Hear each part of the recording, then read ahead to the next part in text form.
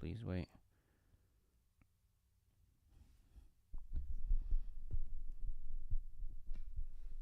Oh, we live. I believe we are. Let me double check here.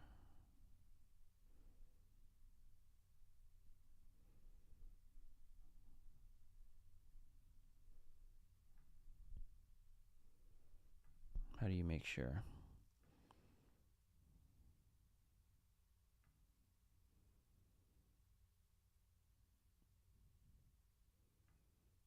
Yeah, I think this is it. Yeah, it look like it. Excellent connection. Yep, looks like we're live. All right. So, our first story. What do we got? Let's talk about this RockStar news. Yeah, RockStar has an update on the fact that they're going to be focusing more on GTA 6. So they've had a lot of different projects that they have going all at once. They have Grand Theft Auto, of course, which they've been putting updates out for since it came out in like 2013. Whenever the online came out, they had the PC version. They've constantly been doing updates. You always see like, I don't play the online, but you always see like whatever advertisements. They always have like new missions or cars or some new thing to keep people playing online.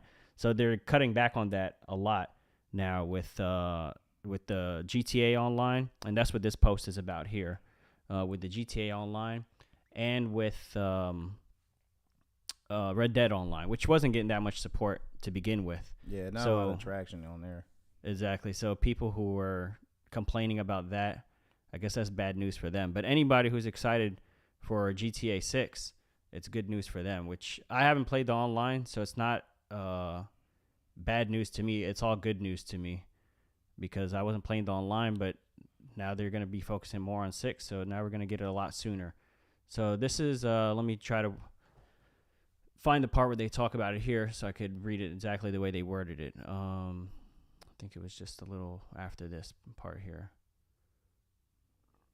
Over the past few years, we have been steadily moving more development resources towards the next entry in the Grand Theft Auto series, understanding more than ever the need to exceed players' expectations and for this next entry to be the best it could possibly be. As a result, we are in the process of making some changes to how we support Red Dead Online, which they weren't doing at all anyway. But, okay, now you have a good excuse. Poor Red Dead. Firstly, with new and experienced players engaging in the wealth of activities added this massively rich world, including specialist roles, story-based cooperative missions, cooperative showdowns, blah, blah, we will continue to showcase. Okay, so they're saying there's going to be some like minimal support. They're not abandoning it completely. Alongside seasonal events and specials, this and that. Once again, we want to thank the community for their continued support. We are fully grateful for the constructive feedback we've received up until this point and hope you keep it coming. This direct feedback from players has been instrumental to the ongoing success of GTA Online and Red Dead Online. So basically, there's going to be minimal support, not no support at all, but minimal support, and they're putting most of their resources towards GTA 6. And the way they worded it here was, what was it here? Understanding more that we need to exceed players' expectations for this next entry. So, I mean, yeah, expectations are super high. I mean, GTA 5 was huge. Yeah, I mean, the longer you make people wait, the better they expect it to be because they're like, oh, they've been working on this thing since 2013, you assume. Yeah. Like some magical unicorn in the oven. And the other thing is like, I don't know how you feel about it, but I've definitely been waiting for GTA 6 forever. I mean, it feels like they've been milking GTA 5 for the longest time since like PS3 and 360 is when it originally came out. Yeah, that's when it came out. I believe the year was 2013. Yeah. It came out for the PS3. I bought it for the PS3. It's a collector's edition. Yeah, then they remastered it for the PS4, and I bought the remaster. Both times I didn't play it. I bought it for the PS3, and then I think some other games came out. There's like a lot of good games on the PS3. So then I didn't play it. Then the PS4 was coming out, and I heard they were remastering it for the 4. So I was like, oh well, I'd rather play it on there. Yeah. So then I bought the PS4 and I bought the remaster, and then I played every other game except for GTA 5. Then I bought the PS5 and I heard they were remastering it for the PS5. So for the 3rd time, I bought it, and I finally played it on the PS5. But I did play for the first time on the PS5, even though I owned it all 3 times. Yeah, and I think I've had like 2 physical copies between the PS3 and the PS4, which the PS4 they had updated the graphics, added the first person mode. Right. And then the PS5 I ended up getting it because same thing, they updated the graphics, which didn't seem like it was really that much of an improvement, honestly. But did they do the adaptive triggers? I can't remember. Kind of. It's like very light implementation of it. It wasn't really kind of like you still haven't played Returnal yet. But in Returnal, you really feel those triggers where like that or the new Call of Duty game. And Grand Theft Auto 5 on the native PS5 app, you kind of feel it, but it's not really hard present there. Okay. So all right, well let's see what they do with that. It's been a while. I forgot what reports are saying the year should be coming out. What do you expect this thing to come out? If they're pushing hard on it right now, let me see. I'm gonna put my bid in for. It's 2022. Yeah, I'm gonna say like 2025, maybe like summer 2025. Okay, that's like 3 years. I mean, if they're just going like hard on it, 2025. I would say the earliest, at the latest 2026. I think 2026 sounds realistic. I mean, games are different than movies. It takes a lot of time to develop it. Then there's always bugs. There's always things they have to iron out. So, we'll keep you guys posted if we hear anything new about that. But hopefully we should be hearing more news about it since it's actually in development and all the resources are going towards that. So hopefully we'll get more information. Yeah. So let's see. Our next story. The Last of Us Part 1 has gone gold. And that's not a sales metric. That means that I guess the whole game is complete. Yeah. And they're going to start, they can start printing copies. Is that how that works? So basically when a game goes gold, it basically means that they have a game that's fully functional from beginning of the game to the end of the game. And then they press that onto a disc or burn it to a disc, and that's their master copy to basically say like, hey, this is ready to print and start making copies. So that master copy that's what every other game is going to make copies of. Yeah. Okay. And that's the gold copy. Don't they have the similar thing with records?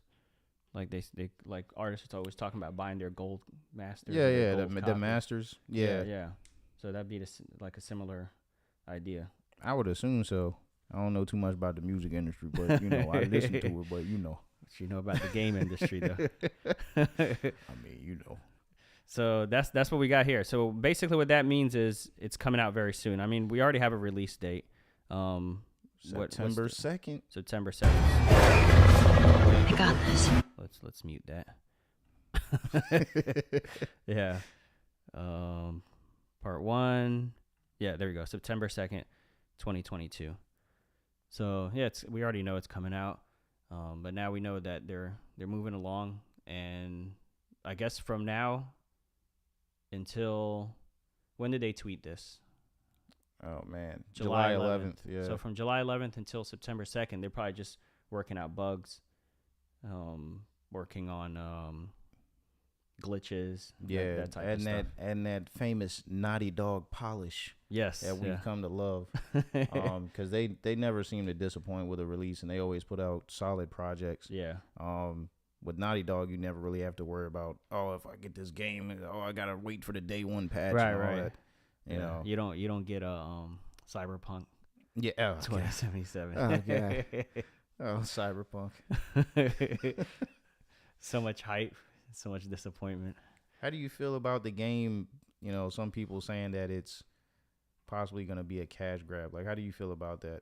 How do you feel about sinking another $70 into Another the game? 70? Sure, take my money. Yeah, exactly. That's how I feel. Here, I think that's actually one of our stories up here. Let's just go ahead and skip ahead to that. Yeah, it's related. Since we brought it up. Where is it? Yep, here it is. It's just a cash grab. And who is this? Robert Morrison? I guess he must be somebody who worked on the game. Shout out to you. Shout out Robert Morrison. Animator. There you go. He's the animator. Actually, it's the most meticulously built and crafted project that I have ever seen or been a part of in my entire career. The highest level of care and attention to detail possible. That means nothing else. You can't possibly have any more care or attention to detail. Sound like he would put that on his mama. So, yeah, I believe him because I think what makes this different, the reason I'm excited about this is it's not just like a remaster with like textures and graphics and stuff like that. The gameplay has changed. So I really like the gameplay from The Last of Us 2. It was very fluid and being able to go prone and stuff like that. Yeah. I don't know like how much of that they're going to put into the first one. I hope you're able to like go prone. Also like climbing and stuff was a lot more fluid. It felt a little more like Uncharted. Yeah, it felt more natural. Right. They're very like heavy, the characters in The Last of Us 1. There wasn't even a jump button, was there? No, it wasn't. Yeah, so like it was kind of like an automatic thing where if you got close to the edge, they would just kind of automatically jump. Just jump off. Yeah. I think there was some sort of a jump. I remember like playing the online, like trying to jump from one thing to another. Yeah, factions. Yeah, there wasn't much. They felt very heavy and like very grounded. You know, so I liked how light Ellie is. I just don't know if they're gonna do that with Joel. Like, is Joel all of a sudden going to be like climbing and jumping things? Yeah. And if so, they're going to have to redesign some of the levels because the maps are designed for the gameplay. Like, there's multiple levels in The Last of Us 2 to allow for that play style. The fact that she could like quickly climb things, or there's like vehicles she could duck under, stuff like that. So they're going to have to like add things like that, like be able to give you the ability to go under trucks and stuff like that if Joel's able to go prone. Which I think they are doing because there were some screenshots that they posted where the level design, even from that scene where it's that roadway where it's flooded and you have to like traverse across the buses and stuff to get inside the building. Mm-hmm. Certain things that were laid out in that scene were laid out differently. So I think they are going to accommodate for that new play style. In some kind of way. I don't think, like you said, it's just going to be graphics and all that. Right. If that was it, then I wouldn't be that excited. Yeah. And I would expect, like, just an upgrade. Like, how do you do it from PS4 to PS5? Or, like, a small price, like you pay $10 and you get that. Yeah. I wouldn't be excited about paying $70. But I feel like we're actually be getting a new game. I'm also interested to see if they change any of the story stuff. Yeah. Especially because like the character models are different. So, well, I don't really know how that would affect the story, but I know, like, as far as Abby's dad, he looked completely different in Last of Us 2 compared to the first one. Right, now they could actually give him the right character model. Because if you play the vanilla Last of Us, it's like, where's Abby's dad? I don't even recognize him. Yeah. So, apparently also there's some plot holes. I don't know what they are. But they were saying, like, this is a chance for them to fix those plot holes and make the story, like, more cohesive from 1 to 2. Yeah, so I hope they don't change too much, though, because I liked 1. Yeah, one has a soft spot in everybody's heart. And I'm really excited to see, like, the beginning scene. Because I don't think anybody's really talked about that, like, how they're going to do younger Joel and his daughter for, spoiler alert, if anybody didn't see that. Oh, yeah, we haven't seen her. Yeah, they haven't showed anything. I mean, they did kind of show. They showed the scene where the runner, because he wasn't a clicker yet, the runner broke through the screen glass door. Oh, in the trailer. Oh, and she was behind him. Yeah. Yeah, but you didn't get a look at her face. Yeah, you didn't really get to see much of it. So, oh, man. I'm wondering if they're going to, like, change that scene in any way. Because that was like a very impactful scene. That scene is what like really drew me into the game. Yeah, and Yeah. it's like it's right away. Yeah, As soon as you're like, oh, this is that kind of game. yeah, Yeah. It set the tone. Yeah. The Last of Us The Last of Us 2 is kind of the same way. It's like a lot different than Uncharted. Uncharted is like, oh, this is gonna be fun. We're gonna go on an adventure. Yeah, And then it's like The Last of Us 2 is just like very emotionally draining. And it's kind of similar because like right off the bat, spoiler alert, somebody gets killed. somebody important. Yeah, I still won't spoil it, but just in case it's somebody out there who hasn't played it. Yeah, But yeah, so and then it's like, oh, okay, like this, and then it's very it's almost like a chore. I mean, the game is fun. It's one of my favorite games, but it's just like it's so like heavy. yeah, because like they get you so attached. Yeah, That's the characters. main thing. Yeah. The attachment is they make you really care about these characters, and that's why I feel like I really love any product that Naughty Dog puts out, but especially in The Last of Us and The Last of Us 2, they really delve into characters' backstories and get you to care about those characters. So if something were to happen to any of them, you really feel that impact. Even if it's like not them dying, but anything that happens. Right. You feel that impact and that weight of the Even when they get decisions. wet, you're like, Yeah. I don't want him to catch a cold. No, I don't. I don't want to make the wrong choice. Yeah. You slip off of the side of a cliff a little bit, like, the ankle. No. So yeah, that's the Last of Us. Let me get these glasses back on. Yeah, that's The Last of Us 1. It's gone gold. So there's plenty of time for them to work out and polish this thing up. So yeah, let me know if you guys are looking forward to it. I guess there's kind of mixed feelings. Let's read the comments here. Actually, no, let's just go back to the tweet about it going gold. PC release date, please. Is this coming out on PC? I didn't see anything about it coming out on PC, but I wouldn't be surprised if they did not release it on PC because they seem to be going towards that route where they're putting a lot of their legacy titles onto PC. I mean, you've already got, Spider-Man on there. Right. The Final Fantasy games, God Uncharted? of War. Yeah, Uncharted, Uncharted is on there. That's a Naughty Dog title. That's what Yeah. I'm thinking maybe this could do. So it looks like people are mostly excited about it. Yes, please. We need it. Yeah, congrats, team. Let's go. Need my PS. Okay, some people are still struggling to get the PS5. This guy, okay, here's a negative one. It's on PS3 with with the clown face.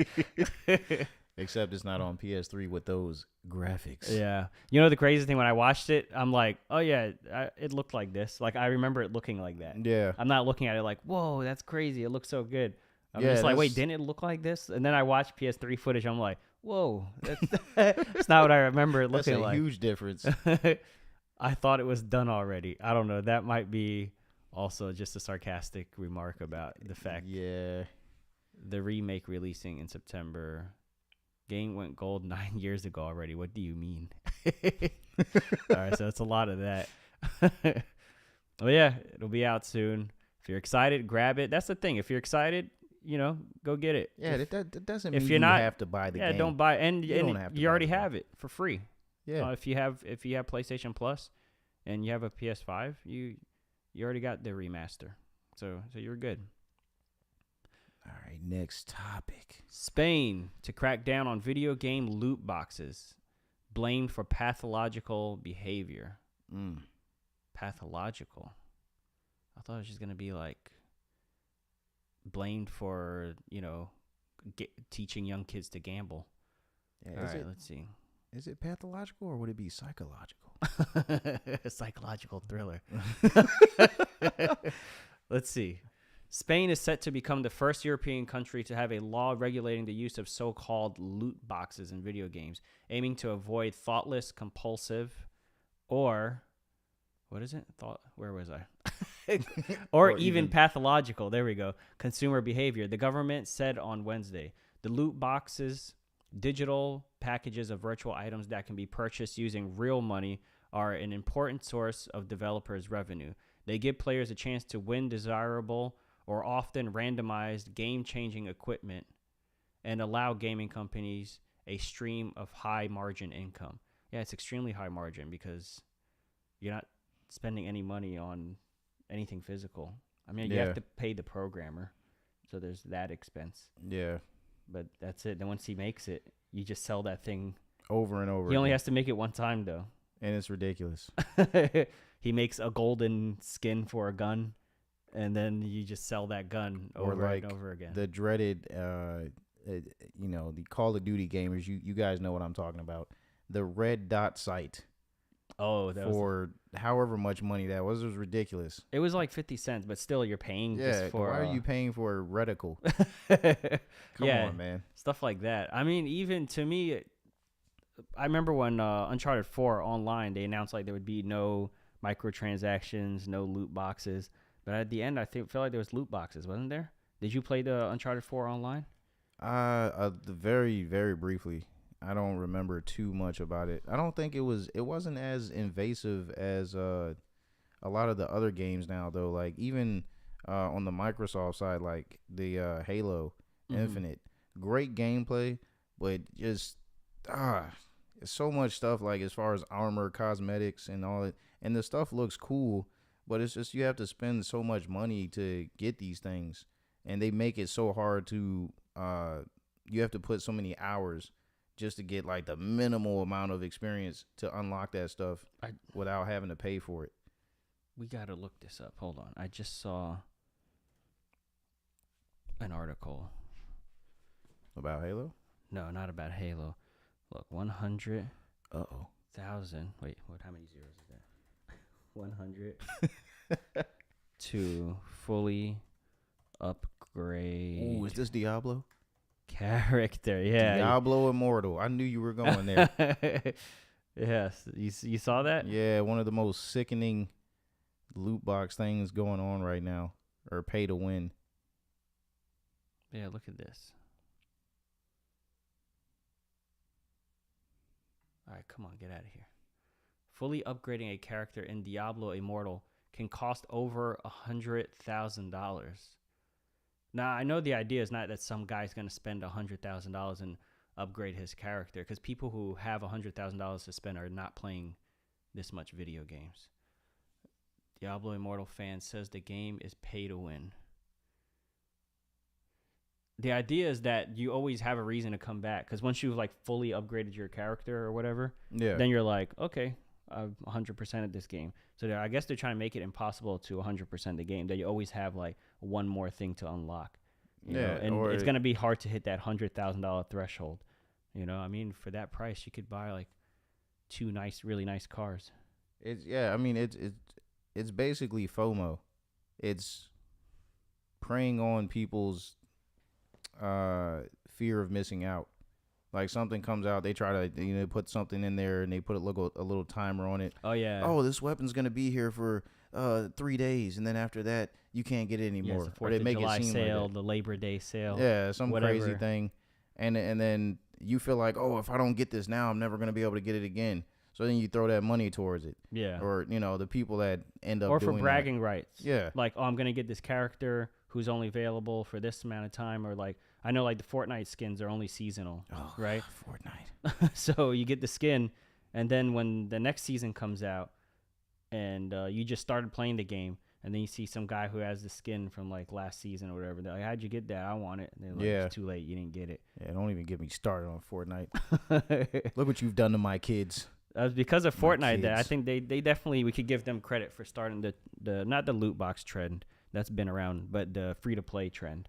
I'd of, say like, they're probably one free-to-play. of the most successful at it. Yeah. Yeah, definitely. It's the reason why everyone's trying to copy them. But this is a prime example.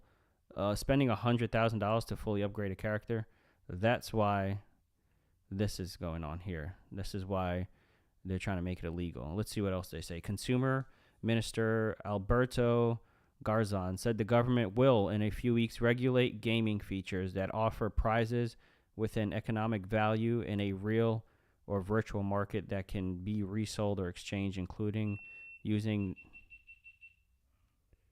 Oh, my goodness. Okay, well, there goes our third angle, I believe. Yep. All right. So now we just got two angles. That's okay. That's all we need. Yeah. Virtual market that can be resold or exchanged, including using NFTs. What? So they're gonna get rid of. God, I can't stand NFTs. I know. Is this better, or is it worse? Loot boxes have introduced similar features to those of traditional gambling, including the randomness of prizes that have a quantifiable value and a cost to activate the mechanism. I think that's the main issue right here. I don't know what they're going on about with the NFTs and all that, but this is the issue right here. Features that are similar to those of gambling. Let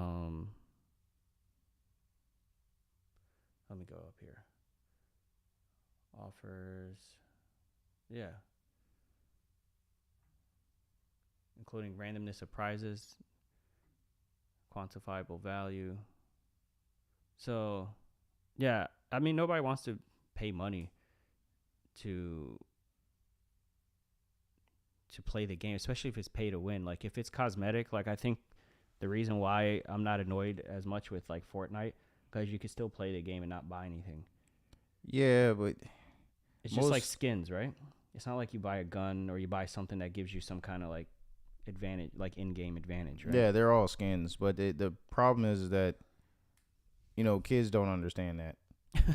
Kids do not understand it. All they care about is, I want to have the next coolest looking thing to show off to my friends. And they're really good with staying topical. Yeah, it's like, there's like the Thor skin now, right?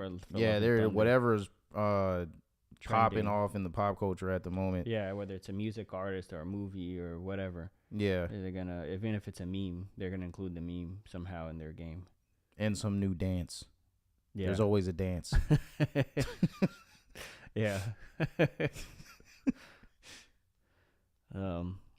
Anyway, I think this is good. There's also, I saw another one. This is Spain. I saw another article talking about the Dutch government is doing the same thing. So Europe's on top of it. I hope this makes it to the U.S. They do the same thing. Usually, I don't want the government to regulate anything. But I'm down for loot boxes being illegal. Yeah, because I mean, it just, the precedent that it sets for any other free to play game. Like, I understand you have to fund your game that's free to play. You have to make money somehow. Yeah. But it doesn't have to be at the expense of the player to the point to where it's predatory. Yeah, and it's, you're taking away the fun of the game, honestly. If I gotta keep paying to enjoy the game, I'm not really enjoying it because I'm losing money. And, and I noticed with, like, I don't know if this is a good example, but like with Mario Kart, like when you used to play Mario Kart, you'd have like 4 characters, and then part of the excitement was like unlocking them. Yeah, now I bought it and like they were all unlocked, and I'm like, wait, what am I supposed to unlock here? Yeah, and then I'm unlocking like a wheel and a parachute and stuff. I'm like, I don't care about that. Like, that's not as exciting, you know? Yeah. What's more exciting is like, now you have Bowser. Now you have, and then you start driving with those characters as you unlock them, you know. But when they're just all available, I don't know. It's not that fun. Yeah, I like it better when it's an optional thing. Like, for instance, with Resident Evil 2 remake or Resident Evil 3 remake, it's an optional thing to buy, like, all the weapons unlocked. You can buy it, but you don't necessarily need to. You can still play the game without buying that, DLC, and you can play with the normal limited ammo and all that stuff. But then you have that option, I don't feel like doing that. I'll just buy this, and then I can have all the guns and unlimited ammo and whatever. But for a game that, like, forces you to do that, I don't like that at all. I think, like you said, it's predatory, and it takes the fun out of the game. Yeah. Yeah, what happened to just playing things and unlocking it? Man. Terrible. Next up, here is a more fun one. This is every PlayStation movie and TV show in development. So there's a few that I knew about and a few I didn't. Let's see if there's anything in here that surprises you. Have you been keeping up with PlayStation's thing? PlayStation has like a whole, there it is, PlayStation Productions. They have a whole thing where they're turning a lot of their properties into like TV shows and movies.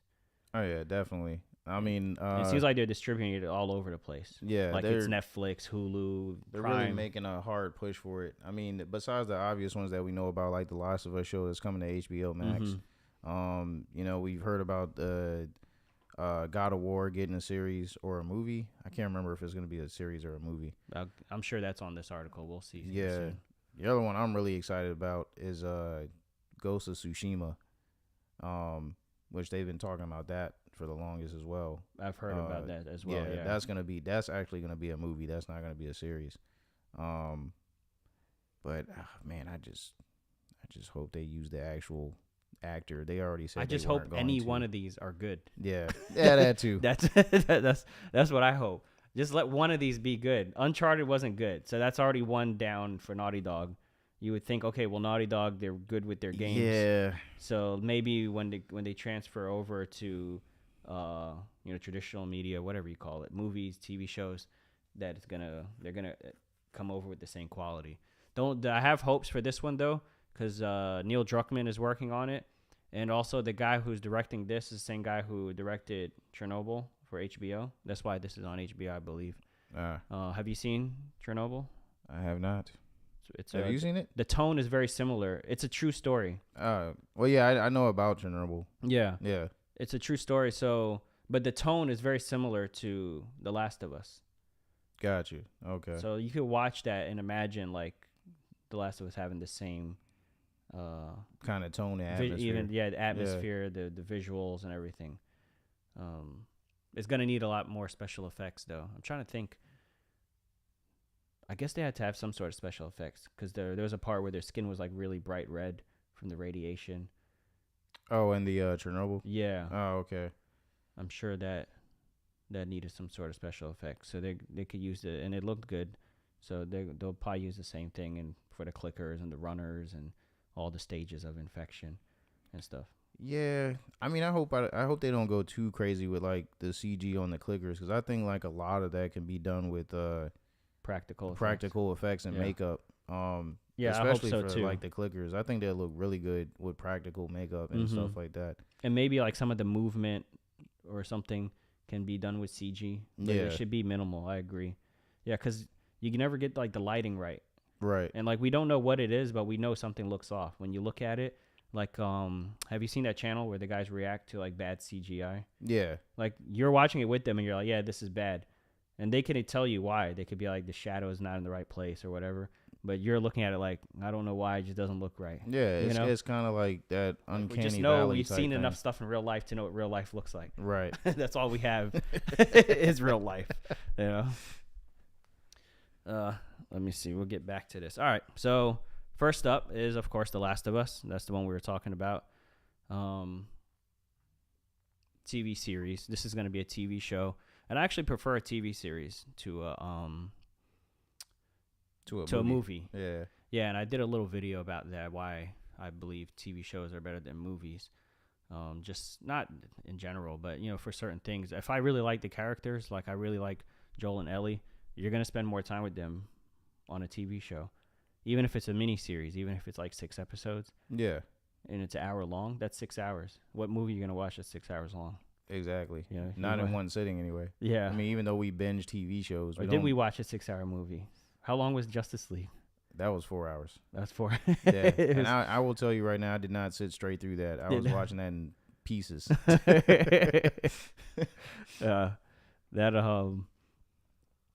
You get more time with it as a TV show. Let's see what else we have. Twisted Metal. Oh, I forgot about that. Did you know they were working on this? I did, and I was kind of like shaking my head a little bit, so I was like, "What about a game, man? Like, when was the last time we played Twisted Metal?" PlayStation 1 was the last time I played it, but when was the last time they made one? Twisted Metal Black was the last one, I think. PS3 or 4? It definitely wasn't 4, but you can still like get it on 4 as like on the digital store, I believe. But yeah, you definitely can't. I think it might have been PS3. But yeah, man, like a TV show, really? Yeah, I don't know. Maybe. I mean, it could work because I don't think it sold well when they did it on the when they did it on the PS3. So maybe what they're hoping for is they'll do the show. The show will be really popular. It'll be really good. Then off the popularity of the show, they'll come out with another game and then get more sales. Yeah, I mean, rather than just release another flop. Could throw it out there to see if it draws more interest to the property again. And then, they could definitely re-release another one. Or, well, not re-release one, but, release a new one. Mm-hmm. Heck, they could even remake, Twisted Metal 1. It's not like the game was, like, crazy complicated in game design. I mean, update the graphics. Make it a arena, car shooter or whatever. That's basically what it was. Yeah. And see how it does off of the show's popularity. Could that be a battle royale? It definitely could. I mean, because everywhere you were fighting with the cars was like some kind of post-apocalyptic tore up place. Yeah. It was like Paris. And they just need to find some excuse to make the map smaller. Yeah. Just have it like collapse and stuff. Have some kind of gas cloud or yeah, flame barrier or whatever they do to close in the map. Yeah, flames would be on brand for this one. Yeah. Yeah. For those of you who are too young to remember Twisted Metal, it's basically a car game where you're just shooting at each other. It's like Call of Duty except you're in a car. Yeah. I guess. Is that a good way to put it? Or like you know what it's like? It's like Mario Kart on the platform. I was just about to say that. It was The like arena Dark one where Mario Kart. Except balloon. you're not racing. You know the balloon? You have like the 3 balloons. Yeah. And then they throw the shells at you and you try to pop them. I guess it's more similar to that, right? Because you had like some square arena that you had to keep driving in circles around. Yeah. You could launch rockets at each other and stuff like that. Yeah, and it had like little hidden passageways and stuff like that, and you could get there were certain things you could do to the environment that was pretty cool. Like in the Paris level, you could like make the Eiffel Tower come down and do all this crazy stuff.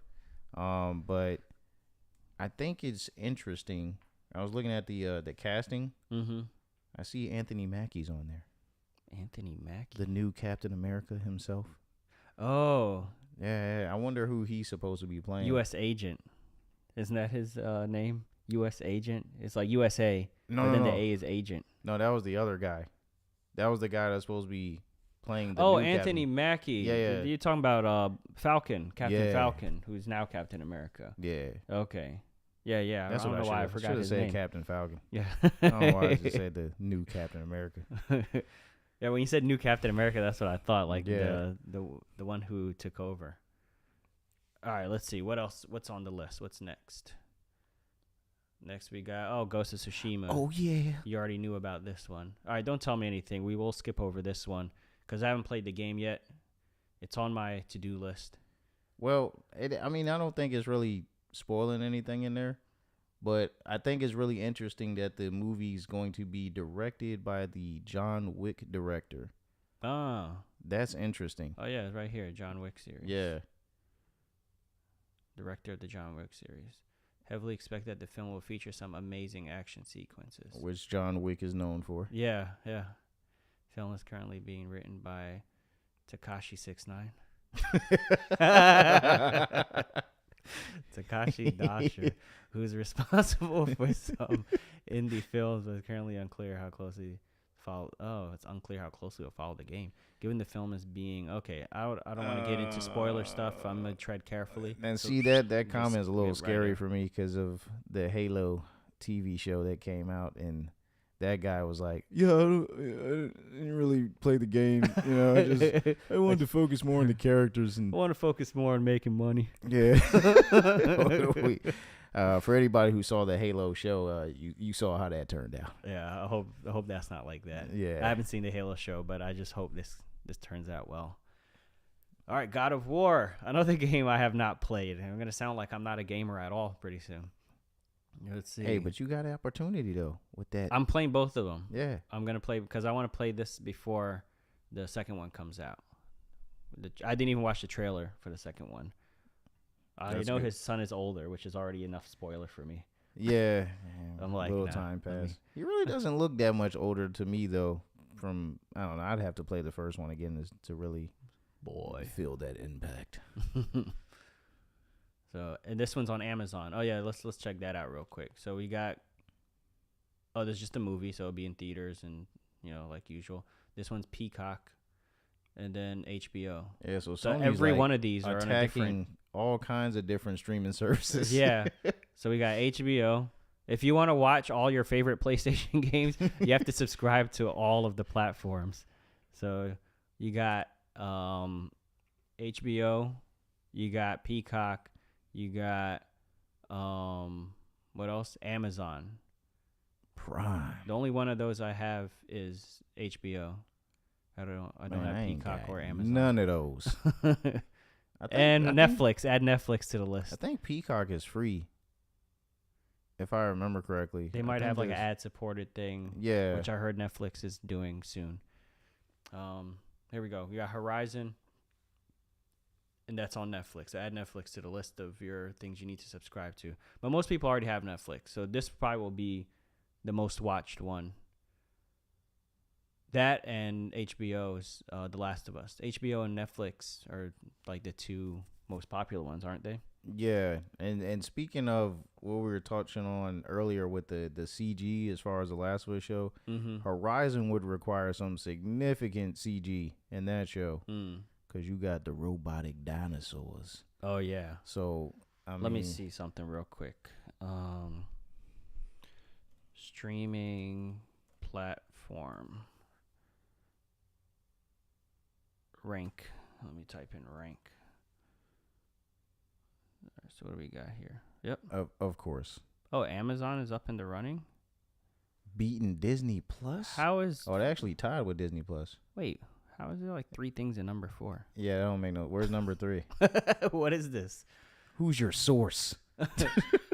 That's like kids when they say, they're both the best.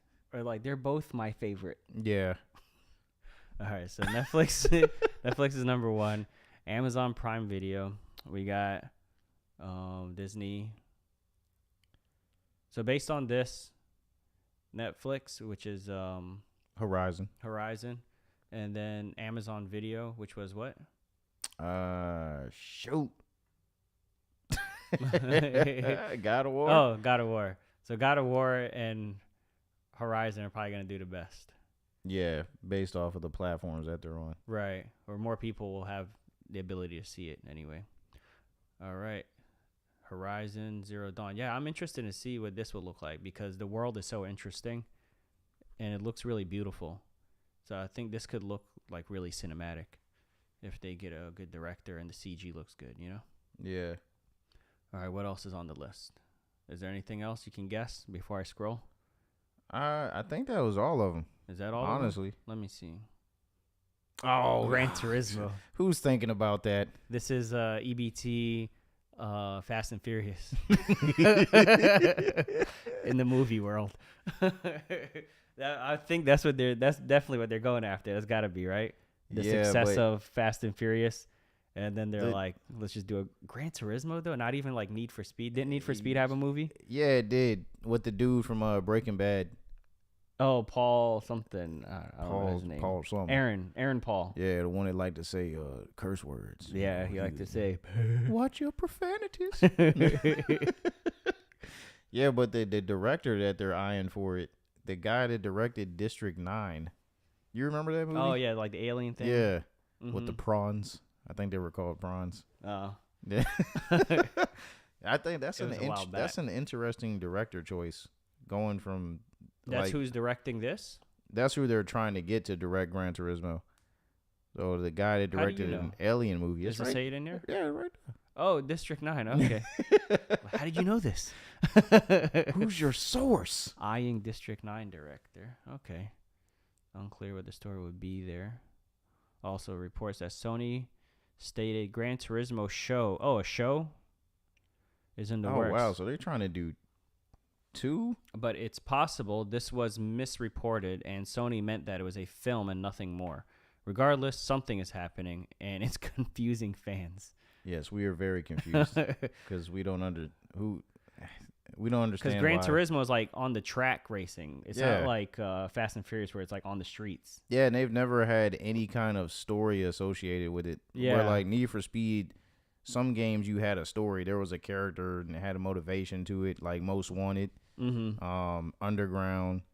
Yeah, that's true. Yeah, it makes more sense to make a movie out of that. Yeah, Need for Speed had some kind of story that you could kind of be like, okay, well, we can make something out of this. Gran Turismo is just like saying you're gonna make a F1 movie, a Formula One racing movie. Like, why?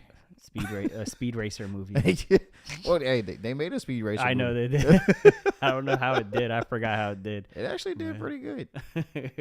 Go Speed Racer, go. And that was directed by the Wachowskis. There he goes.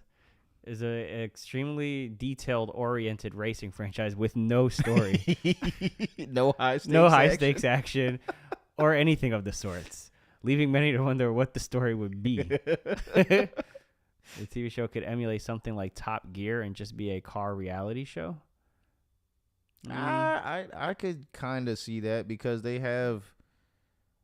do have like a Gran Turismo racing league, I believe, where there was one point where they were actually taking PlayStation gamers that just play Gran Turismo, and where they had that esports league where they would compete with Gran Turismo as the game. Okay. And there was a point where whoever would win those tournaments, they would actually sign them to a race team sponsored by Gran Turismo and actually get them on a real track and outside of the game. Oh, so that's probably a lot of fun for the gamers. Yeah. So I could see them, doing a show like that. Where, maybe a reality show. Yeah. Would work. And just have attached the name Gran Turismo to it. Yeah, that. Yeah, but I could be it. I can't see the movie thing. The article hits it right on the head. No story, no high stakes action. No one really knows. Okay. Is that it? That's it, man. Oh, there's a comic book. Digimon. All right, that's not part of our. All right. All Resident Evil games you can play with PlayStation Plus Premium. So if you're a Resident Evil fan, this apparently one's for you. There's a lot of games you can play. Let's see, we got available to play through a PlayStation Plus Premium subscription on PS4 and PS5. So yeah, so if you want essentials, you just cheeks out. You ain't playing these games. Wait, is it only for Oh, this is for the premium members. Yeah. Okay, I'm sure the Plus will get something, but the premium will get all of it. Let's see. Sony has finally launched its PlayStation Plus revamp, giving subscribers access. Does the only premium include the classic catalogs? I believe so. Wait, which one are we on? Look, check this out. Are we on premium? Yeah, I have premium. Okay, yeah, because that's top tier. Yeah. That's top shelf. Oh, no. Only the best for console babble. Things. We'll find it later. Anyway, PlayStation Plus collection. However, that is something that subscribers get to keep for as long as they stay signed up for the service. Okay, so here it is. Resident Evil games on the PlayStation Plus Premium. Are you familiar with the Resident Evil? Am I? All right. Come on, baby. This is in my blood. There we go. Switch to your camera. I'll let you. All right, so you got Resident Evil Director's Cut. That's, part 1 with all the extras. When did the first Resident Evil come out? Was it on PlayStation 1? Yeah. Okay, so is Resident Evil Director's Cut a remaster of the PlayStation 1 title? No. Okay. Director's Cut is just like, it had like some extra content in it that I think, I'm not sure, I have to look it up, but I think it was something that was like, it was in the Japanese version, but it wasn't in the American version. So the Director's Cut kind of included that. Okay. That stuff that was missing. Resident Evil HD Remaster, I believe, is just the same game, just without the Director's Cut content. Okay. Code Veronica X, which is, I think that came out on the PS2. And that was focusing more on Claire, Resident Evil 4 HD. Of 5, course, that 6, was 7. the game that changed everything. Resident Evil 4. That's the one they're still doing remasters of today, right? Yeah, well, now they're doing a remake of it. Because Okay. I would say that the remaster was more so the HD versions, where they just made it look better. Okay. And yeah, you got 5, 6, and 7. And then the games that not a lot of people outside of the hardcore fans know about: Operation Raccoon City, Revelations 2, the Dark Side Chronicles, and the Umbrella Chronicles, which are the lesser played titles of Resident Evil. But of all the main ones, everything's there.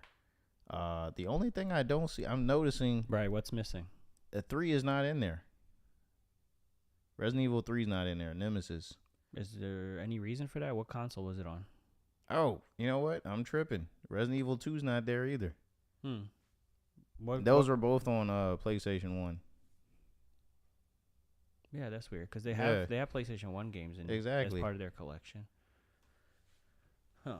All right, Resident Evil games on PlayStation Plus Premium offer quite the selection of titles, with fans able to play through a good chunk of the main series games in addition.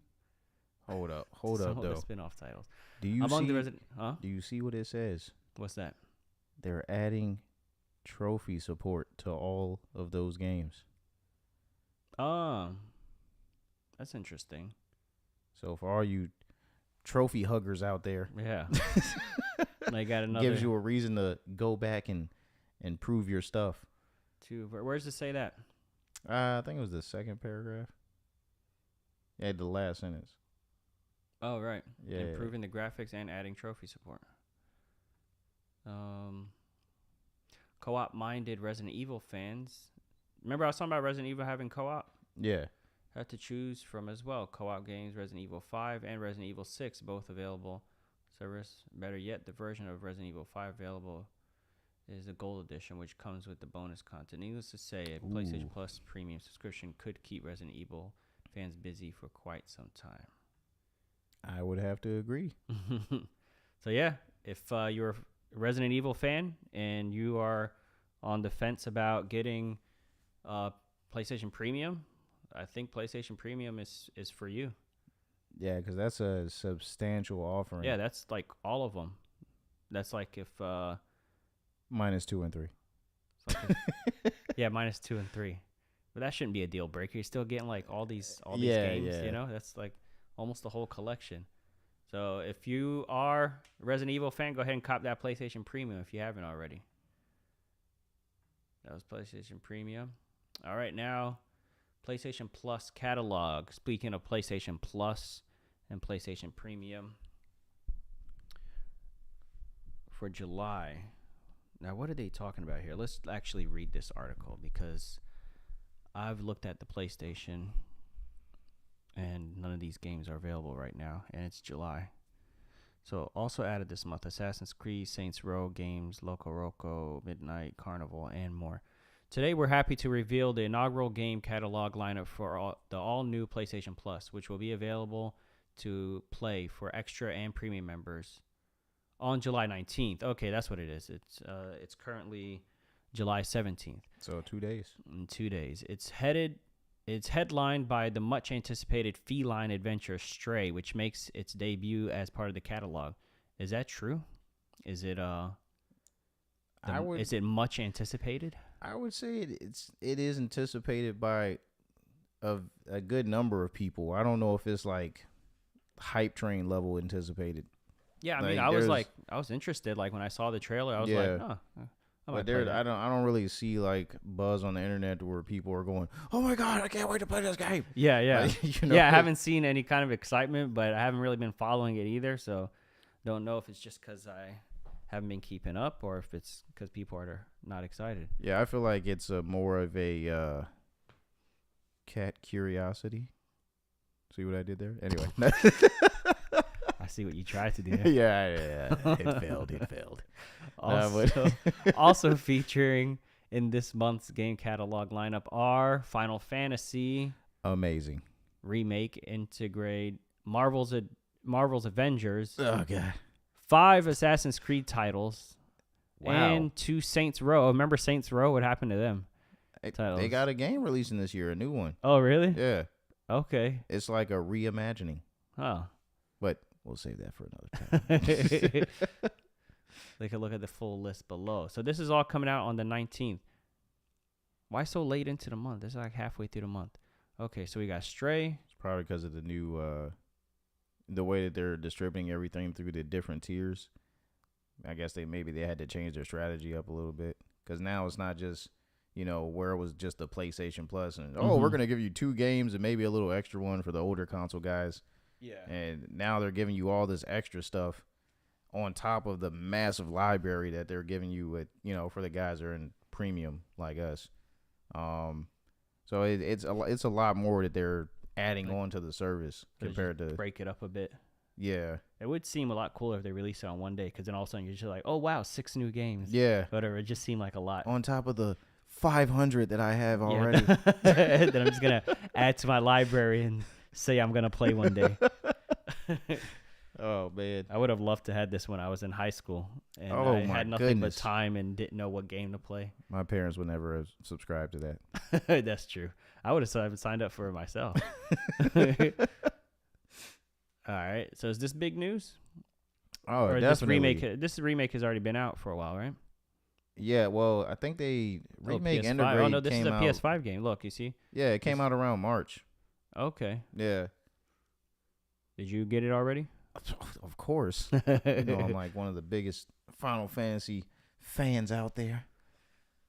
Oh, here we go. Assassin's Creed Unity. Ooh. Black Flag. You know what? Black Flag is one of my favorites. You know what? I might play this. I was just thinking the other day. Let me see if I could grab this. Where is it? Sure, they're all over there. Here we go. Give me 1 minute. Take over. All right. Talk about Assassin's Creed 1, 2, and 3 while I go grab these. Well, I don't even see one up there. But I do see, let me see, Rogue Remastered, which wasn't that originally a PSP game? Assassin's Creed Rogue? Don't ask me questions. I'm not. Oh, excuse me. Well, yeah, the Rogue, I'm kind of excited about Rogue Remastered because I never got to play that one. Freedom Cry, I started that game. I never finished it. Freedom Cry? What are you talking about? The Assassin's Creed Freedom Cry is where you actually played as. Is that that was a PSP title? Must have been. No. It was I think that's the one where you played as the slave shipmate that was part of Black Flag. Wasn't that PSP? No, it was on PlayStation 3. Portable. All right, check this out. Running into the mic. So, here we go. Assassin's Creed 1. Everybody, This is my show and tell segment. Uh-oh. So we got Assassin's Creed 1. History. Then we got Assassin's Creed 2. Mm. Bought it. Copped it right away. I still remember Assassin's Creed 2. Day one. That was really the trailers and everything. Super excited about it. Then Brotherhood came out. This one wasn't as exciting as 2. I didn't even know it was out until it was already out. I thought it was like DLC because it was so similar. Yeah. But still, it was a great game. I played it, beat it, enjoyed it, loved it. Then Revelations came out. At this point, I was like fully invested in the Assassin's Creed franchise. I was just like, what's the next one going to be? What's it? I'm like, oh, Altair is coming back in this game. You see it's both of them back to back. So this is actually one of my favorite games. And it takes place in Constantinople. Oh, and so there was like a lot of like Islamic history. So it was like really interesting for me. And like a lot of people like speaking Arabic in the background, as you're like running through the city and stuff, like a lot of people speaking Arabic. So it was cool. That's what it was like in the first game. You could hear people speak. I speak Arabic for those of you who don't know. So it's cool hearing them speak Arabic in the background. Anyway, and they both take place in like Muslim countries. Like you see like the hijabis walking around the streets. They like knock over while you're running around trying to assassinate somebody. Then the third one came out. I was like super excited because this one like wrapped up the series, right? Or so I thought. Yeah. I'm like, okay, everything has been leading up to this, It was leading up to 2012, which is supposed to be the end of the world, in real life and in this story. So bleak. Then I got to the third one. Then I'm like, well, that was a fun little series. Now that's wrapped up. And then they're like, Assassin's Creed 4, Black Flag. I'm like, what are you talking about? What's the story here? Like, it already wrapped up, remember? It's done. And then I was kind of annoyed that they kept going after they wrapped it up. And then I heard that Black Flag was actually like really good. They were like, oh, it's one of the best pirate games. It's a great Assassin's Creed game, and that. Then Unity came out, and then I heard that one had like mixed reviews or something. Like a lot of people didn't like it. It was real buggy or something. Well, that and Unity was like, I still remember the E3 when Ubisoft presented it. They were more so pushing like a multiplayer aspect with Unity.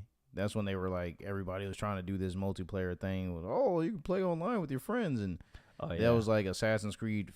Well, Assassin's Creed added multiplayer in like Assassin's Creed 2, didn't they? Did they? Yeah. I think Oh wait, was that like the one person was like hunting the other person type thing? Yeah. It's like, I would describe it as like a dog, cat, and mouse game. Yeah. So like you're the cat, you're chasing a mouse, but there's a dog chasing you. Got you. Yeah. Yeah, Unity's multiplayer was more so like cooperative assassination of a target. Like they gave you a target in a certain size sandbox, and you had to work as a team to take that person out. That's basically what the multiplayer. So it was like a co-op instead of like a versus type thing. More so co-op. Okay. Yeah, and the goal of the game was to try to look like an NPC as much as you could. Yeah. Because if you like did too many like crazy movements, and they could tell, oh, that guy's not NPC. Yeah. And they would know you're their target. So you have to try to like just walk like an NPC and blend in, make prayer hands. I spent some time on that game, but it wasn't my favorite. Like I'd always go back to like Uncharted 2 online or whatever. Anyway, the point is I stopped playing it starting with like Black Flag. So now like Valhalla is available for free. But I didn't want to jump back in. So I think I'm going to go back. I'm going to play Black Flag. I'm going to play Unity. I'm going to play whatever else I missed. What was there? There was Odyssey. Yeah. There was Origins. Yep. So I don't see those on the list. Maybe those are too new to give away. But Origins available on Game Pass. Is it? It is. Oh. Well, I guess first I need to get an Xbox. Or if I had a Samsung TV, I could have downloaded the Xbox app on here. That's in a later story. We'll get to that later. Yeah. And look, hey, we don't want y'all to get it twisted. We're multi-platform here, okay? So I know it's gonna be some people that are like, oh, you guys are talking a lot about PlayStation. What's going on with that? Oh, I'm on the wrong podcast. But no, we're gonna cover everything. We'll meet our quota. We'll say Xbox at least once per episode. Yeah, at least. Yeah. All right. So yeah, that's those are the games. If you have premium, and I know premium just came out really. So if you're excited about taking advantage of the perks of having premium, there's a whole bunch of games coming out. I didn't even know it was going to be this many. Yeah, what? Paw Patrol on a roll? That's a kid's game. Who cares? Why is it there? No, gotta have something Paw for the kids. Patrol on a roll. Ready, Set, Heroes. What is that? Jumanji, the video game? I didn't even know they had a video game. Makes sense. It's a movie about a video game. So you make a video game based on the movie, based on a video game. I want to play as Kevin Hart. All right. Okay. Here's something interesting that I found, and I thought I should share it with everybody. So, I'll just read it here. You will face an error if you have a PS Plus Extra or Premium. So, right on topic. For games that you download will be blocked from purchasing them. So here's what he said. I called PlayStation support. Wait, where's the Let me just read it. You will face an error message saying okay, so it starts here then continues here. That's what was confusing. I was waiting for some context. Okay. The title is the beginning of this thing. You will face an error message that says you already own this item. I called PlayStation support. They said there's no way around this. When and if the game leaves the PlayStation Plus / Extra Premium service, you can then presumably buy it at that point. So this isn't really the problem, but this is where it starts. So if there's a game available, like any of those Assassin's Creed games we just talked about, or let's say Stray. Let's say Stray comes out on premium in 2 days, and in 2 days, you go to download it with premium. Now you decide, you know what, I want to buy this game. I want to own it. It's gonna tell you, you already own it and you can't buy it, right? Even though you only own it through premium. For those of you who don't know, if you have PlayStation Plus, Extra, Premium, whatever, Essential, as soon as you get rid of the subscription, you lose all the games until you sign back up, right? Then you could continue to have those games again. Which is exactly how it worked before they changed the PlayStation Plus platform to what it is now. Yeah, it's like Netflix. Yeah. If you have Netflix, you can watch your shows and you don't own the movies. It's not like you purchased a DVD Right. or something. So you can watch those shows as long as you have Netflix. If your subscription lapses, then you can't watch it until you pay, and once you're back on there, you can watch it again. So it's very similar with PlayStation Plus here. So this isn't really the issue. Everybody knows that already. But here's the weird thing. I figured this out because the game service that I'm playing, Rally Racing, is leaving the service August 31st, and it's on sale right now, but only until July 20th, so I wanted to buy it. So this is why he's really pressed to buy it now, because it's on sale, and by the time it's off of premium or whatever, the sale's not going to be there anymore. This is so stupid because they literally prevented me from spending money on their store. That's true. Like, just take my money. If I'm paying you for premium and now I want to pay you more to own the game, just take it, you know? But I get it. They don't want people to accidentally buy something that they already got for free, so it prevents people from accidentally purchasing something that they already got for free, right? Yeah, I kind of wonder if that's like really what, what's really going on, or if it's like just an oversight.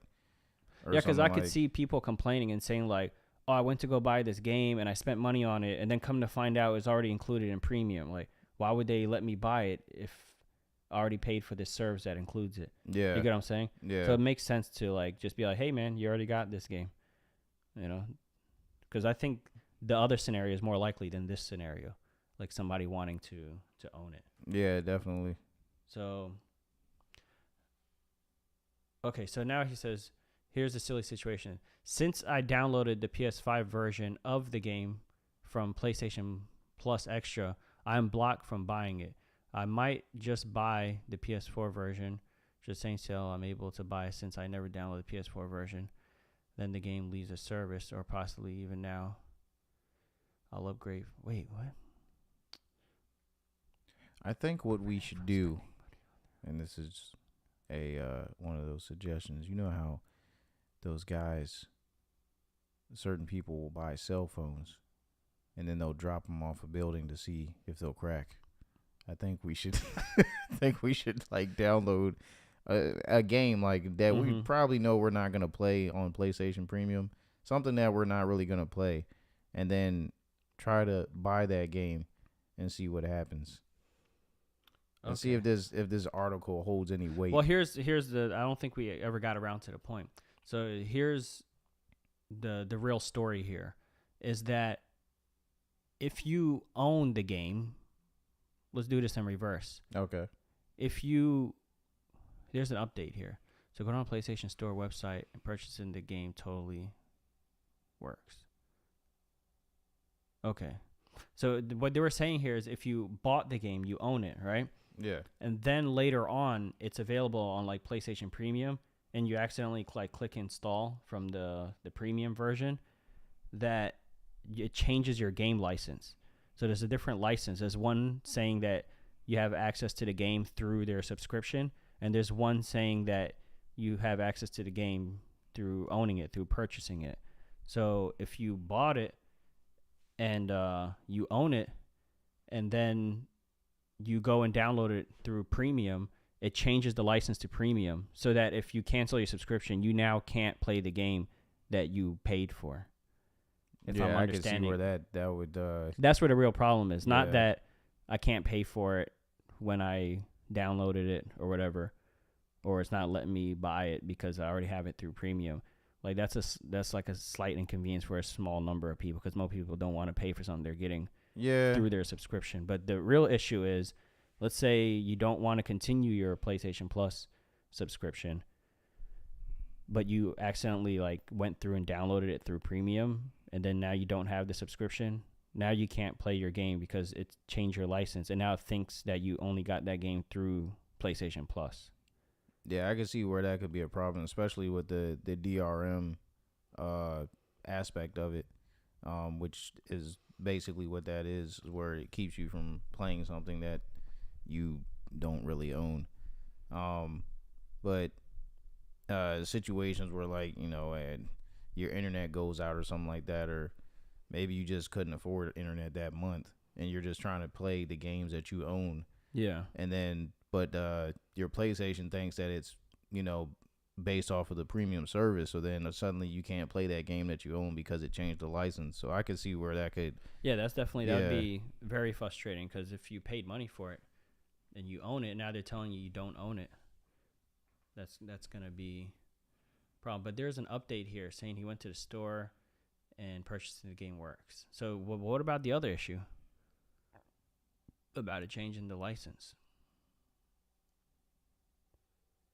You lose, see right here, you lose the bought license and it becomes a PlayStation Plus license, meaning you either buy it again or you got to stay subscribed. So, well, I'm staying subscribed. I'm going to stay subscribed anyway, but I mean, that's it's still not, I don't even like the idea that I have to stay subscribed, you know? So hopefully they'll recognize that. Hopefully they'll find a solution for that. PlayStation, this is on the PlayStation subreddit, by the way. But I hope the word gets around to PlayStation. And, yeah, y'all need to get on top of that and take care of that. Yeah, come on, Sony. Don't do this to us. Yeah. We love y'all. All right. Now, yeah, we talked about this already. This is just a tweet. This is by somebody who's supposed to be an analyst for Nintendo. He thinks they're working on a new console. I don't know if it's going to be like a Switch Pro or if it's going to be absolutely like a totally new console, maybe the Switch 2 or whatever they're going to call it. But this is why he believes they're working on a different console. He tweeted this out. He said they spent over 66,517 million yen on raw materials, twice the amount they spent for the Switch Lite. So it's what he's saying is it's not just some like alternate version of the Switch. Right. Trademark NSW, which is often used in NVIDIA files to refer to the Switch platform. They privated their YouTube videos for the Lite and the OLED. So that means, I don't know, maybe they're going to come out with some new commercial promoting whatever this new they're assuming that a new model might be coming. New model coming 100%. Yeah. 100%. Yeah, I believe that. Not no doubt. I don't know about this, man. Spent 66 million, trademark NSW, privated YouTube videos, 100%. It's coming. What more do you want? This is conclusive evidence right here. What do you think? I can't.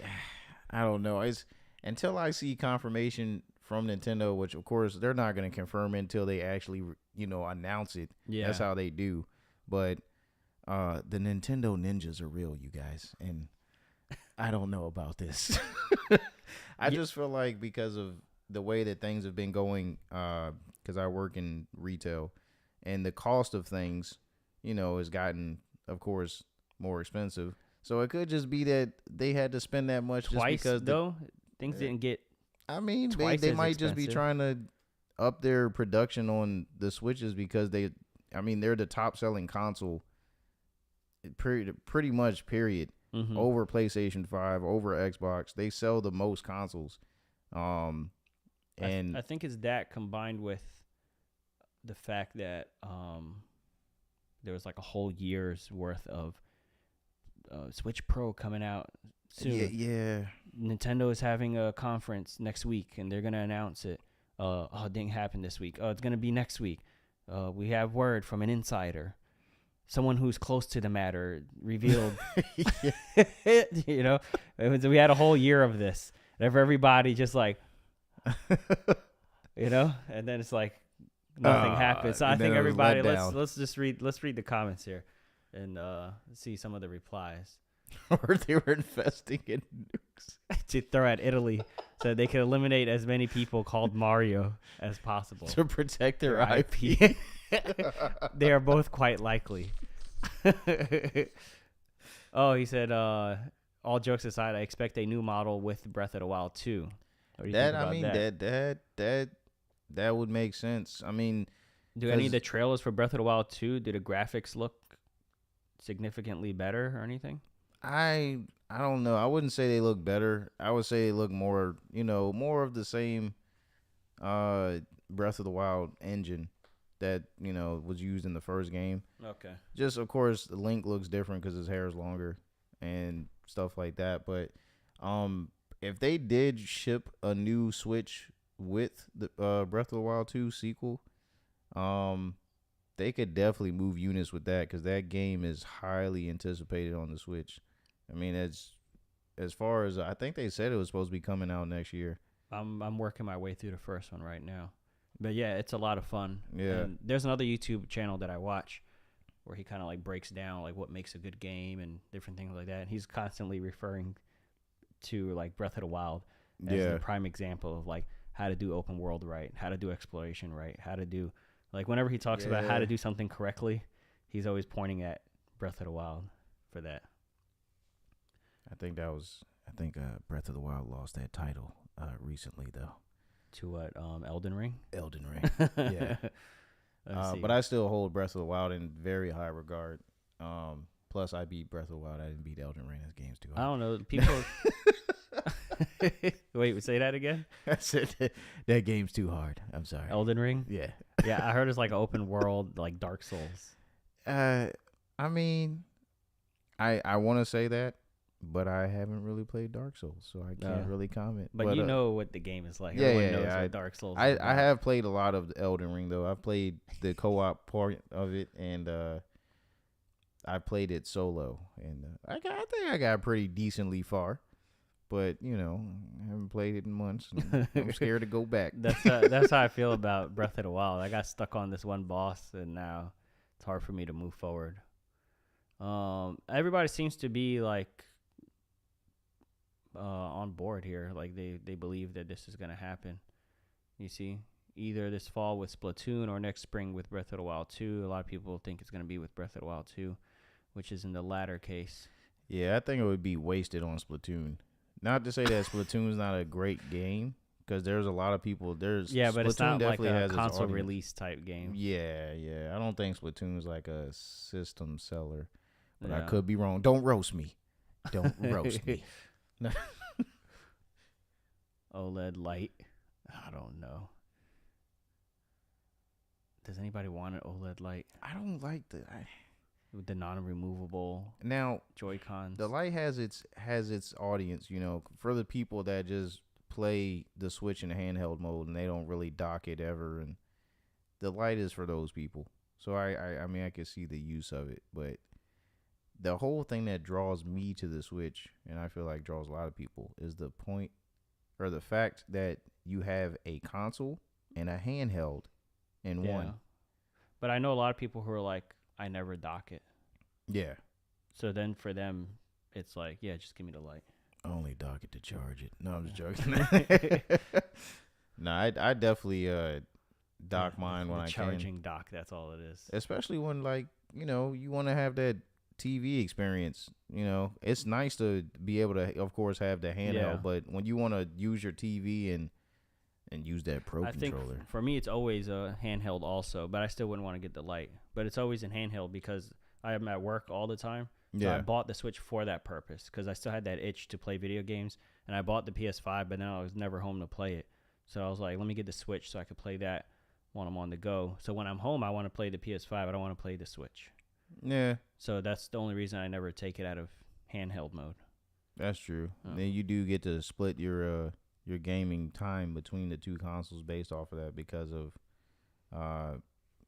being able to play the Switch on the go, like you said, and then being able to spend more time with another console when you come home. So right. It just depends on what game you're really into at the time. Because if you don't have anything that you're really trying to play on the PS5, like say you finished whatever you were playing, then, you could do the Switch on the go and do it when you get home too. So Yeah. yeah, If there's a game I'm really into, like I've played it on here a few times, like Portal 2. Portal, yeah. Man, I was so excited when they announced that they on the Nintendo Direct that they were working on that game. I was like, that's what I'm playing, because like I held on to my my PS3. I was going to probably anyway. Yeah. But one of the reasons I thought about selling it a few times, and like one of the reasons I didn't was Portal, and then DJ Hero, because they're not making any more of those. I've never played. Is that the one where you actually use the turntables? Yeah, it's like a spinoff Yeah. of Guitar Hero. Yeah. Like this is during the success of like Guitar Hero, Rock Band, and they came out with DJ Hero. And man, that's like one of my Hip-hop. favorite games, and I really wish they would come out with a 3. They came out with DJ Hero 2, and then it's like all of them just died overnight. Yeah, it seemed like all the music games kind of fell to the wayside. It was like a trend for a while. I think franchise fatigue. Yeah. They just like oversaturated it. Yeah.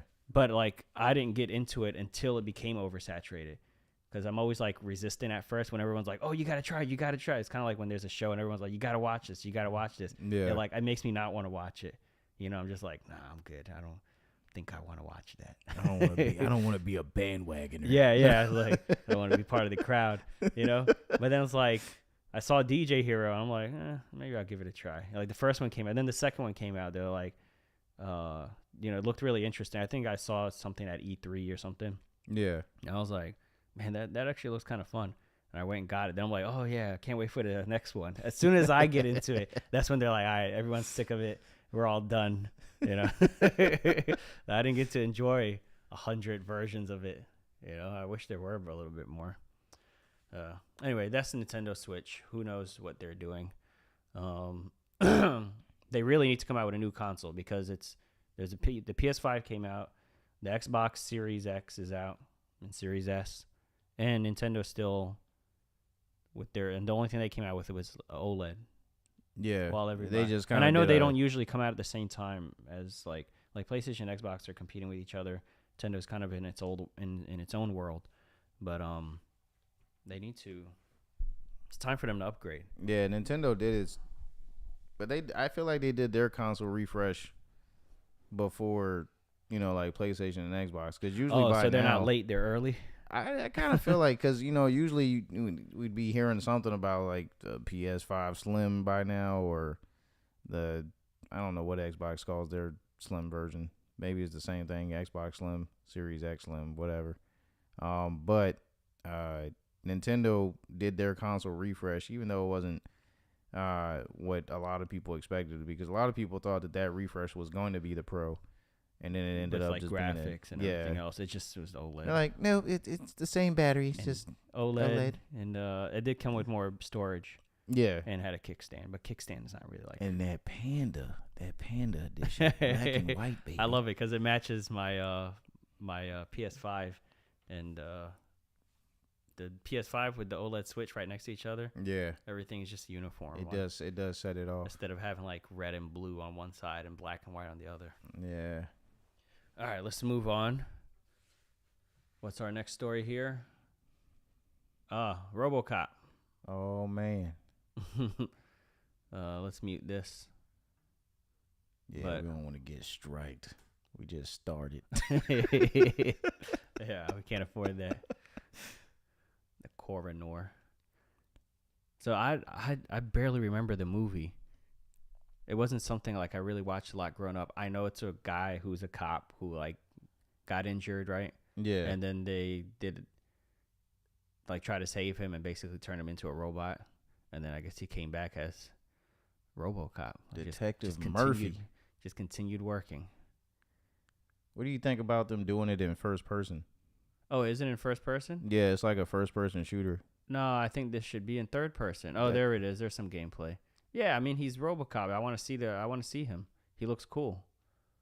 Yeah, I mean, I understand where they're trying to go with, I The guess, first making person, it 'cause they get to immersive. show you like all the gadget stuff going on in his face. Yeah, with the visor and all that. Right. Because that's a big part of the movie. They would always show like his first person perspective. Yeah. How he's like scanning things and targeting people and stuff. I don't know. This is gonna make me go back and watch the movie And then, is it based on the movie, or is this just like, take place in the universe? I don't know. We're gonna have to wait and see, because this was really like a gameplay reveal trailer that's kind of like giving you an idea of what the game's gonna look like.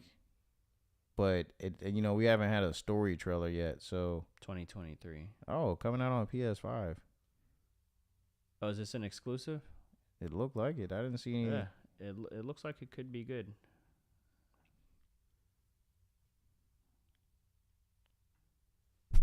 Who released this trailer? Was that PlayStation? This was from PlayStation, yeah. Okay. And this was just 10 days ago.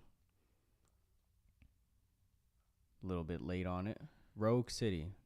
RoboCop Rogue City. Anyway, looks interesting. Yeah. I'm sure people who grew up in when did this come out? The 80s, 90s? It's like the same era as like it was Terminator. It was definitely the 80s. Okay. Yeah. But I am definitely Are you an 80s kid? definitely looking to check this out, because I always wanted to play. I always felt like RoboCop would fit in a game really well. It would translate into a game really well.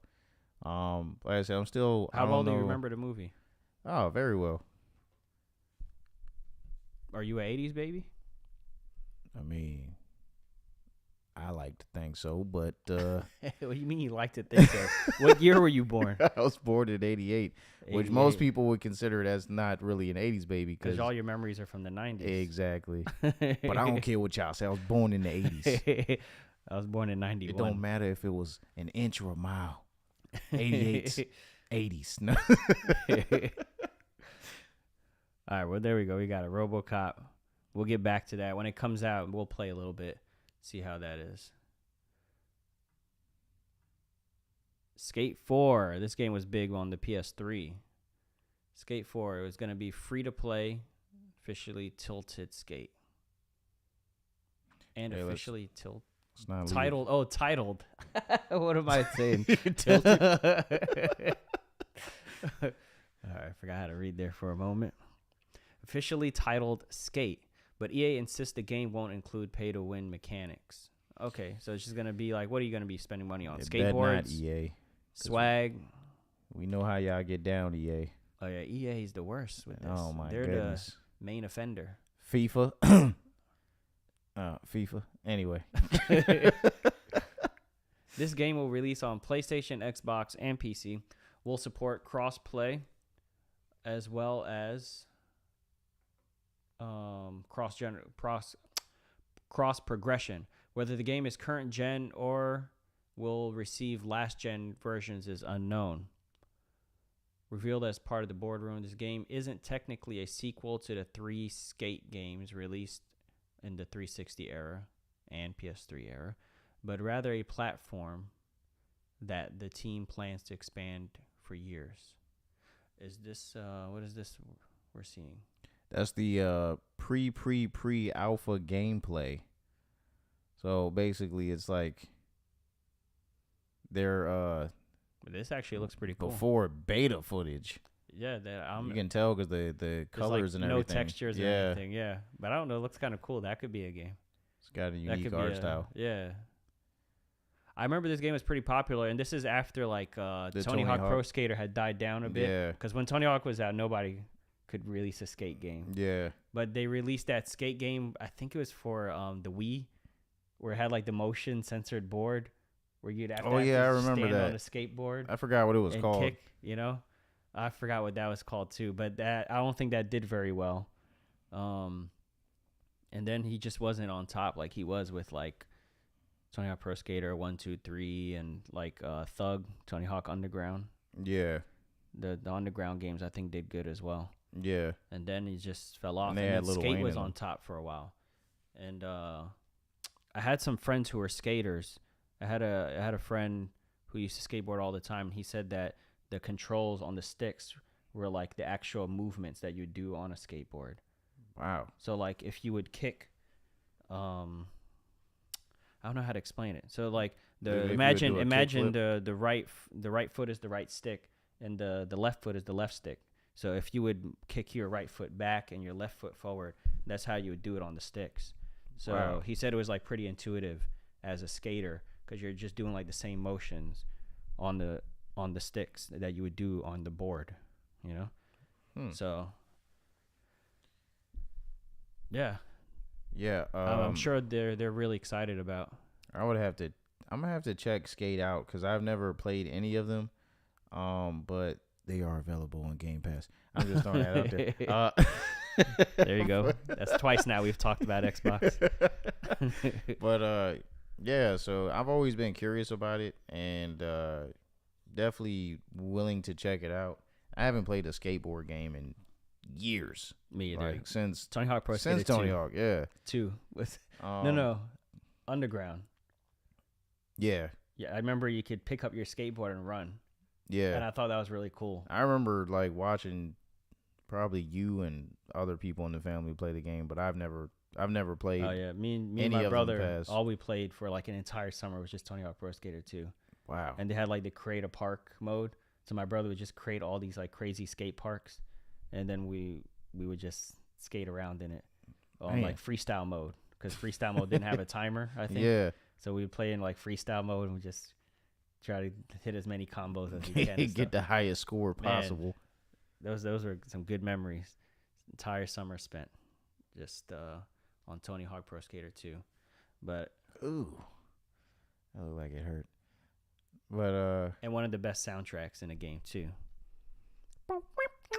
Not gonna lie though, I'm a little worried about the whole free to play aspect, because you know that just goes right back into what we was talking about with the loot boxes and right. Skate. Yep. I could see them monetizing Skate like crazy with different outfits and different kind of custom boards. Definitely boards, custom boards, shoes, hats, shirts, and there's all kinds of like brands like Vans. What's some popular like skateboard stuff? Man, I used to know more when I had skater friends. I haven't hung out with skaters in a long time. All I remember is Vans. And you know. Oh, and there was a skate shoe called Supra too. What's that one with the robot? It's called like something machine. Oh, I don't know. Anyway, there's a bunch of brands. I'm sure they're all going to be part of this game here. I'm not a skater. Let's see if there's any interesting details in here. Game takes place in a new city known as San Vansterdam, which is the same universe as Skate's San Van Lona. As part of explaining the free-to-play approach to Skate, the team were quick to claim that the game won't feature pay-to-win mechanics or any map areas locked behind paywalls. Paid loot boxes also won't feature as part of the game. Any microtransaction will be primarily cosmetic in nature. Which is what we said. Which is fine. Yeah. Which is good. That's not bad, because you don't need to buy that to play the game. You know, that's just to make your character stand out. Right, so if you just wanted to play the game and you really didn't care what he was wearing, or like even if you do spend money, like I would probably spend money on like one outfit that I like. I don't need to change it every day. Yeah, it's not like it's not a real person. It's not going to get dirty or sweaty, you know? I'll just pick one outfit I like, spend the money, and then say, okay, that's the way I like it. That's the board I like. That's the shirt I like. That's if I'm really into the game. I might spend a little money. But yeah, if it doesn't change anything, it's all cosmetic, then you don't have to. The closed, but it says primarily cosmetic. So what does that mean? Is there going to be something else that's not so cosmetic that maybe I think that's their way of loosely saying that there it's primarily going to be cosmetic, but we're thinking about doing some other things, but no like loot boxes, power-ups, and so I guess they're safe in Dutch and in Spain.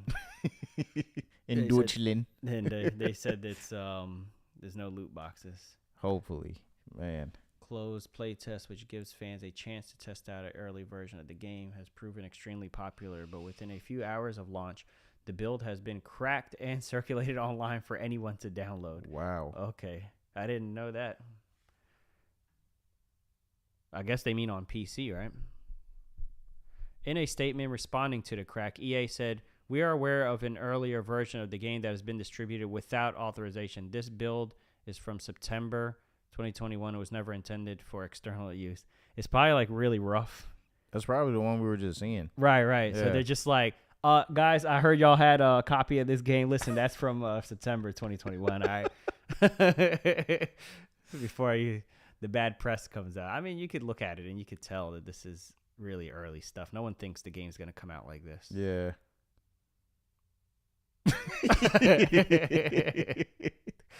All right. Well, there you go, guys. Skate, free to play. Whenever it comes out, just go download it and enjoy it. All right. Xbox is available today. By today, they mean June 30th. So it's been out for a while. On Samsung 2022 smart TVs. And this is huge. Today, we're excited to celebrate the launch of the Xbox app on Samsung 2022 smart TVs, enabling you to play hundreds of cloud-enabled Xbox Game Pass games like Halo Infinite, Forza, Horizon 5, Microsoft Flight Simulator. That's actually a cool one to play on the TV without a console. Starting today in 27 countries, you can turn on your Samsung 2022 smart TV, navigate to the Xbox app in the new Samsung Gaming Hub or Media Hub, connect to your Bluetooth controller, and play. It's as simple as using any other streaming app on your TV. Here's what you need to know to get started. So, what do you think about this?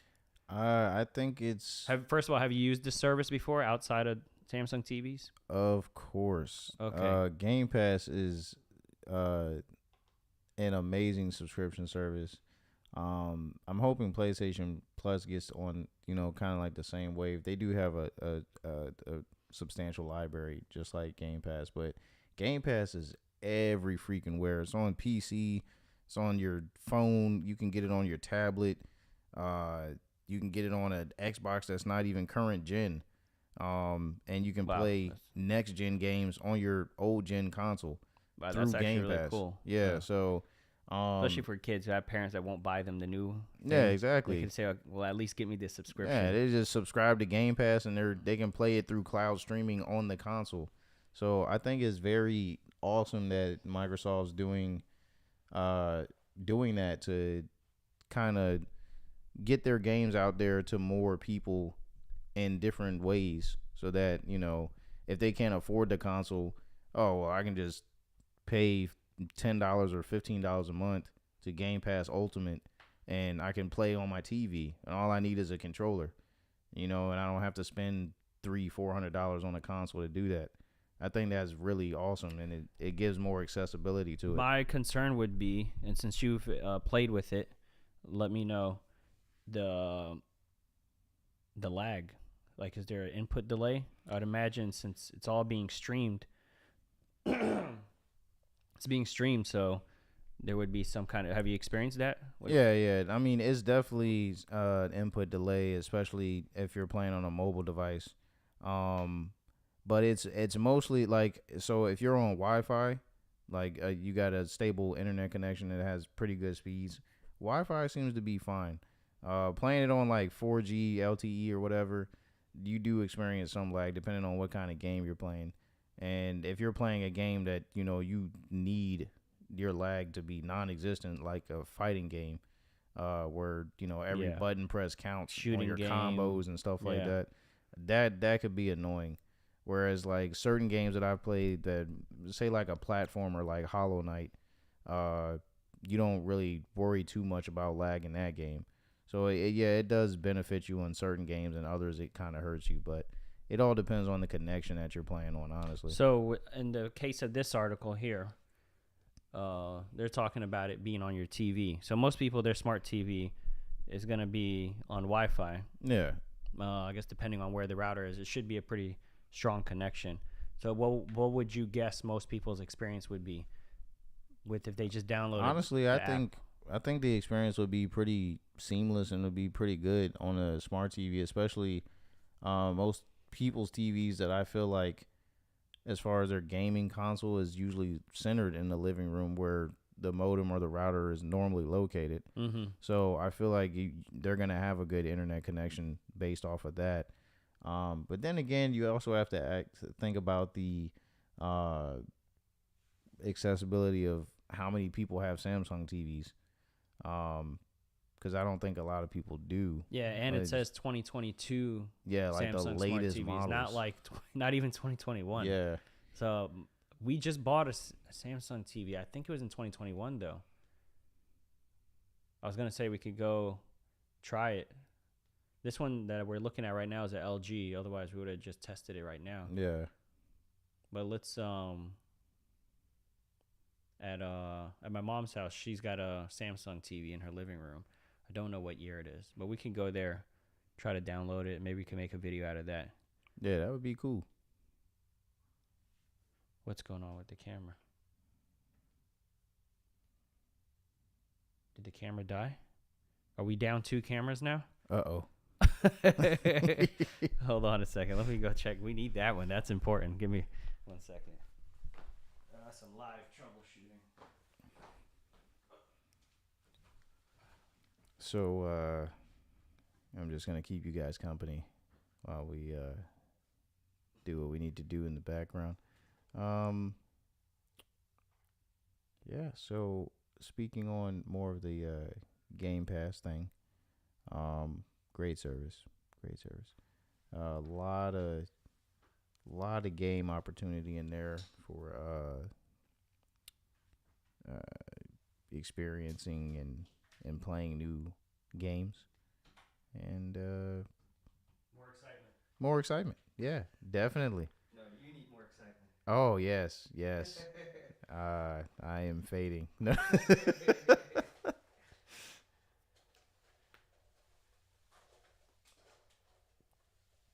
Oh man, I tell you, I am really excited about whatever Xbox has in the oven that they're cooking up on Game Pass. But I'm excited about it, just gaming in general this year, or whatever else is coming out at the end of the year, because I need something new to play. But with all the subscription services now, with the Game Pass and the PlayStation Premium, there is so much to play. It's ridiculous. All right, that camera's out. Let me have a seat here first. Yeah, that camera's out. I should have switched back to here. That is okay. I can make this work. Yeah, let's scoot over here. Bring your mic over. We'll go ahead and wrap this up because if that camera died, that means this one's going next. Come sit here.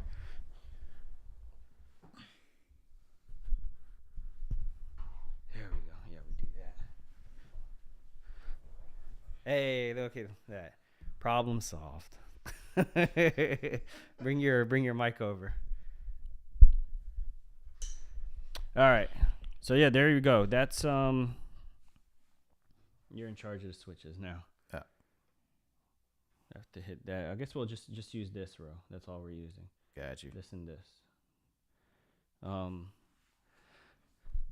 So yeah, I guess we'll wrap it up here. We had a few more tabs. I guess we'll leave that for episode 2. We're gonna have to figure out how to keep these batteries charged while we continue.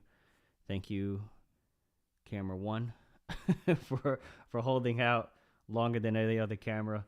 We're learning. This is episode 1, and hopefully on episode 2 we'll have 3 cameras at the end of the episode.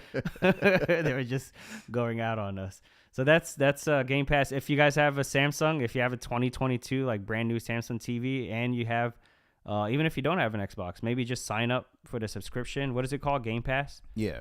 Game Pass. Get the Xbox Game Pass.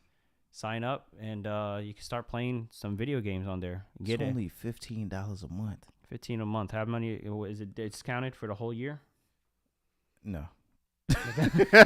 Still ends up being 15 honestly, if I remember correctly, that's one thing that Microsoft, if y'all are listening, could y'all please do a year subscription?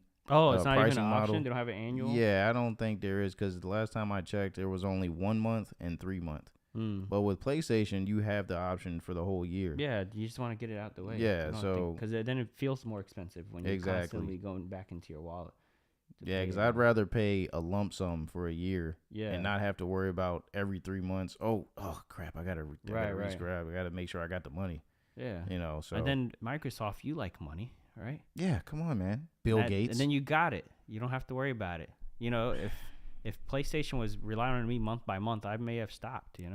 Exactly. So anyway, go ahead, check this out, and that's all for episode 1. See you guys on the next one. Thanks for joining us for this one. If you guys stuck around all the way to this part and watch us fumble through this, then thanks a lot. Appreciate it. We'll get better as we keep going, and I'll see you guys on the next episode. Peace. Go ahead and stop the stream. Where? Oh, yeah, there's my mouse. I'm still figuring it out. Can't even end the stream.